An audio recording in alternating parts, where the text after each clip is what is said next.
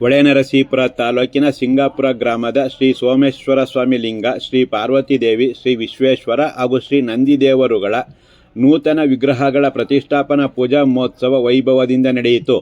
ಭಾನುವಾರ ಮುಂಜಾನೆ ಆಲಯ ಪ್ರವೇಶ, ವಿಶ್ವಕರ್ಮ ಪೂಜೆ, ಗಣಪತಿ ಪೂಜೆ, ಸ್ವಸ್ತಿ ಪುಣ್ಯಹ ವಾಚನ, ಪಂಚಗವ್ಯ, ಸಪ್ತಶುದ್ಧಿ, ಪ್ರಸಾದಯಾಸ್ತು, ರಕ್ಷಯಜ್ಞ, ಸುದರ್ಶನ ಹೋಮ, ಪೂಜೆ, ಬಲಿಬಿಂಬ ಶುದ್ಧಿ, ಬಿಂಬಾದಿವಾಸ, ಸಂಜೆ ಗೋಧೋಳಿ ಲಗ್ನದಲ್ಲಿ ಆದಿವಾಸ ಹೋಮ, ಪ್ರಾಯಶ್ಚಿತ್ತ ಹೋಮ, ಕಲಶ ಪ್ರತಿಷ್ಠೆ ನಡೆಸಲಾಯಿತು.